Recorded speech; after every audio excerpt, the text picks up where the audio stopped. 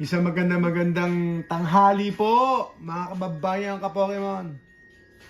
Dollar sign tayo ulit, dollar sign dito. Ayan, dollar sign. Boom, boom, boom! Kumusta po kayo, mga kababayan ka-Pokemon? Magandang tanghali po. Mula Luzon, Visayas, Mindanao, at syempre yung ating mga OFW, mga kababayan sa abroad, sa Amerika, sa Europe, sa Africa, sa Middle East, sa Asia, at syempre sa Moon at saka Pluto. Boom, boom, boom! Sana all Ascended Hero, sabi na Sir JF. Magandang araw po, magandang tanghali po sa inyo lahat. Silver Tempest, 2,900 pesos. Build and Battle po. Build and Battle Silver Tempest, 2,900 pesos. Ano pa? Meron pa tayo rito. Ano pa bang benta natin? Twilight Masquerade ETB, 4,800 pesos. Boom, boom, boom! Mga kaibigan, Money Game, yan po ang ating title ngayon, Money Game. Medyo kakalungkot, pero good vibes lang tayo rito. Point of view lang natin. Money Game in a sense na kinakailangan natin ng malaking pera para makapag-compete po tayo sa allocation or magkaroon po tayo ng pre-orders. Nakakalula yung halaga, yung amount ng mga pre-orders na kung saan ay kailangan mong umorder ng sobrang marami para ma-meet po yung expectation, yung demand, at saka yung popularity po ng Pokemon. Lalo na po ngayon, Ascended Heroes, at saka 30th anniversary. So abangan natin mga kaibigan.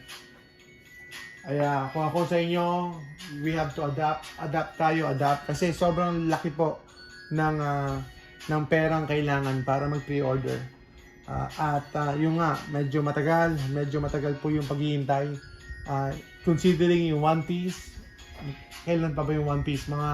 Baka abutin pa ng 8 months or more, depende. So yung Pokemon naman earlier ng konti, pero siyempre, you should have some money laying on the side na you don't need. At least 50,000, 100,000. It all depends kung gaano karami yung gusto mong allocation or products na gusto mong mapunta sa'yo as your investment or personal collection or for your reaping purpose, for breaking purpose. So, ang dami mong kailangan pera.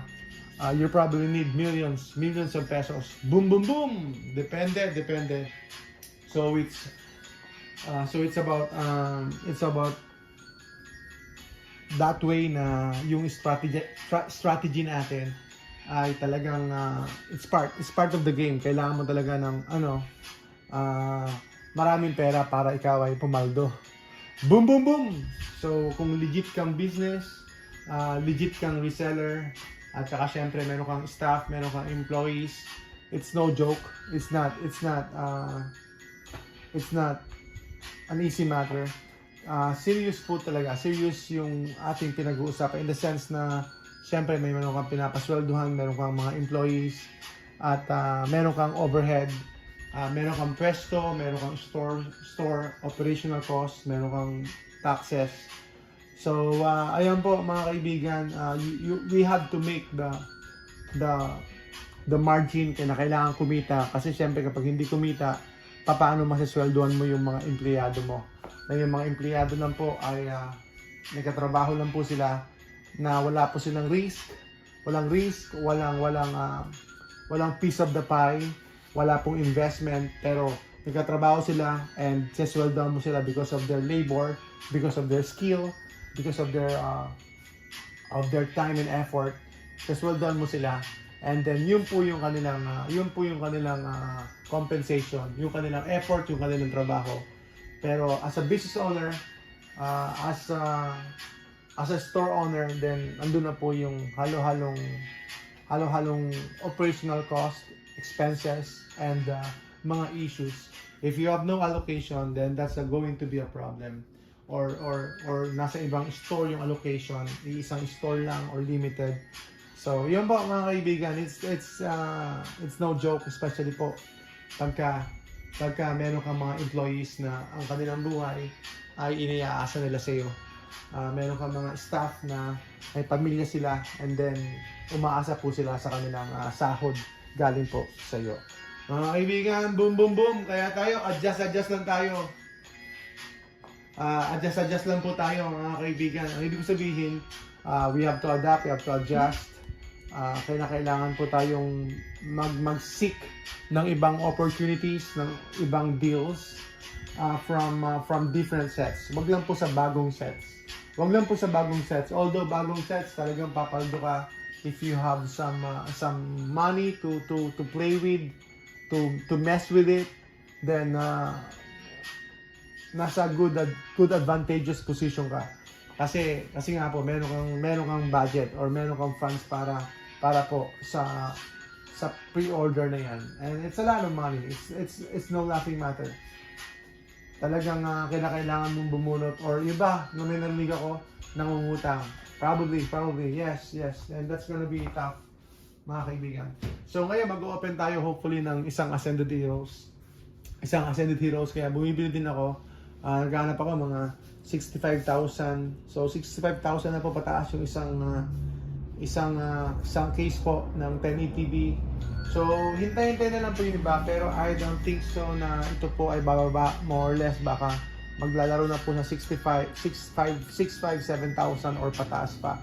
Because Ascended Heroes is a good set and yung potential po ng product na ito, alam nyo na, Gengar, Pikachu, Dragonite. So andyan na po yung mga popular mga Pokemon na kung saan ay talagang yan ang gusto ng mga tao. And then including meron po siyang God Pack potential. Boom boom boom. Kaya tayo tuloy-tuloy lang. We just have to adjust. Adjust lang tayo mga kaibigan. Adjust lang po. So I'm gonna focus on older sets. 151. Bumili ulit ako ng 151. So okay lang, bili lang tayo ng 151 pag they evolve. If you have the opportunity, meron kayong pera lying around na hindi nyo kailangan, then go ahead. Especially po sa older sets. Grabe, nakakalula lang talaga yung amount of pre-order in the sense na ma-accommodate yung orders, yung demand. Lalo na po sa mga store owners. Tulad po natin, may mga employee tayo, as a retailer, mga kaibigan, kailangan talagang gumawa ng paraan. Kasi, or else, we have to fire some people, we have to remove them, we have to lay off some people. Yun po ang mangyayari. And then, the family will be affected as a whole. Yung pamilya po ng mga staff natin, yung mga kasama natin. Boom, boom, boom! Kaya demand is there. Kaya kung gusto niyo bumagsak ang Pokemon, kung gusto natin bumaba yung mga cards, or gusto natin everything will go down to MSRP, gusto ko rin yun. Pero syempre, it means lang na yung mga cards natin babagsak ang presyo or hindi na po sila magiging popular. At chinek ko po kanina, grabe, lula ako sa presyo po ng Lost Origin sa mura, hindi po sa mahal. Ang mura lang po ng Lost Origin, ang mura lang po ng Crown Zenith dati 2024. Chinek ko yung mga receipt ko, naalala ko ulit, sobrang mura lang. So that's part of the story na talagang kung sino yung malakas ang loob, kung sino yung nakaka-identify kaagad, nakakasilip, nakakakita ng potential ng mga products before mag-hype, before maging popular, before maging in demand po yung mga products na ito. Then, kung meron po kayong advanced insight or perspective sa mga products na ito, then gamitin niyo po yung talent niyo.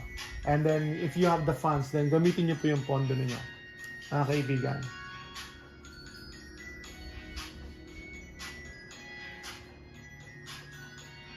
Yan, dapat na daw pumutok. Boom, boom, boom! Sa mga pumuputok, boom, boom, boom! Ayan. Kailangan kung meron po kayong pera, meron po kayong meron po kayong budget funds, meron kayong malaki-laking sahod, ipon, savings pala, no?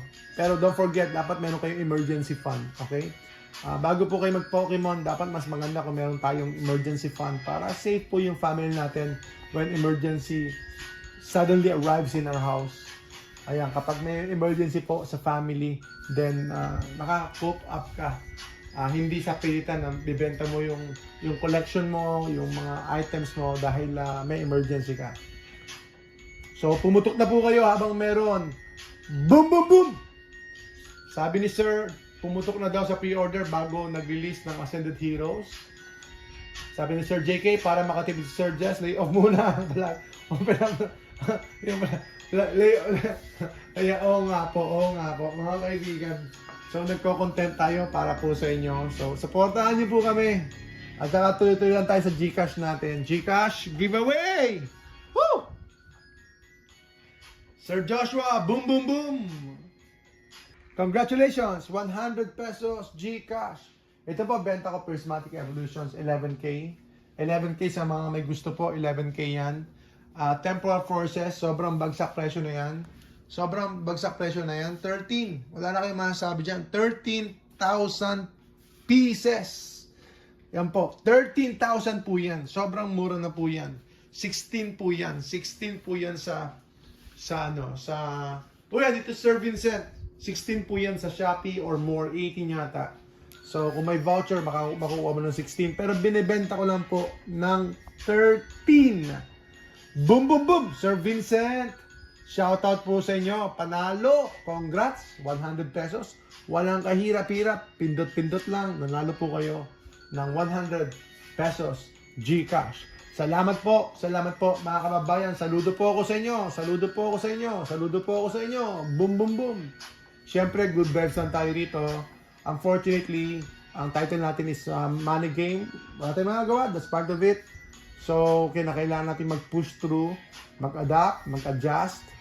At iba na kasi, iba. Dati talaga, as far as I can remember, 2023, 2024, grabe, itong mga products na ito, Pokemon, naku po, you can buy as many as you want. As much as you want. Makakabili ka ng maraming. Walang problema. Walang limit. Walang control. Walang magagalit sa'yo. Ngayon, bumili ka ng marami, galit sa'yo. Yan, nakita ko sa online, FB, grabe, may nakita ko mga 18 cases, 10 cases of ETB, may 7 cases. So, that's part of the game now. Mga kaibigan, mag-a-adjust tayo. Mag-a-adapt kayo. And then, syempre, ang mabilis maka-adapt, magaling maka-adjust, yung merong deep pockets, yung malalim ang bulsa. Woo! Mga kaibigan, malalim ang bulsa. Ayan, tumasa naman po ang Prismatic, sabi ni Sir JK, tumasa naman po. So, doon po tayo sa mga 1-year-old, 2-year-old sets. Doon po tayo mag-focus. Darating din tayo sa Ascended Heroes. Abangan po ninyo, mga kaibigan. Bibili po tayo ng mga Ascended Heroes sa ibang lugar. Abroad. Abangan po ninyo, mga kaibigan. Sana makachamba tayo. Makachamba rin tayo. Ganun talaga. Mga kaibigan, mga kababayan, mga Pokemon, we have to adapt, we have to adjust. At tuloy-tuloy lang po tayo sa ating sealed investing, sealed collecting, at saka sa ating pagbibenta, paunti-unti. At saka ito, yung Destin Rivals. Kumusta po kayo sa Destin Rivals? Kumusta po kayo sa inyong ETBs? Bihira po yung ETBs po ng Destin Rivals. And then, expecting din po ako yung ano ba yan? Yung Ascended Heroes, baka bihira lang din yun. Yan po ay for selling natin din or yung iba pang collection natin. So it all depends. Sana kung anong ma-pull natin. Sana makachamba rin. Abangan po ninyo mga kaibigan, mga kababayan ka po. Okay, by tomorrow mag-o-open ulit tayo ng isang Ascended Heroes. Isa ulit? O ngayon na? Boom, boom, boom! God bless po sa inyo lahat mga kababayan ka Pokemon. Maraming salamat po sa inyo. Good vibes lang. Happy Friday po. Abangan po ninyo. Baka mag-sale tayo tomorrow. Abangan po ninyo. Salamat po. Boom, boom, boom. God bless. God bless po. God bless po. Mission impossible.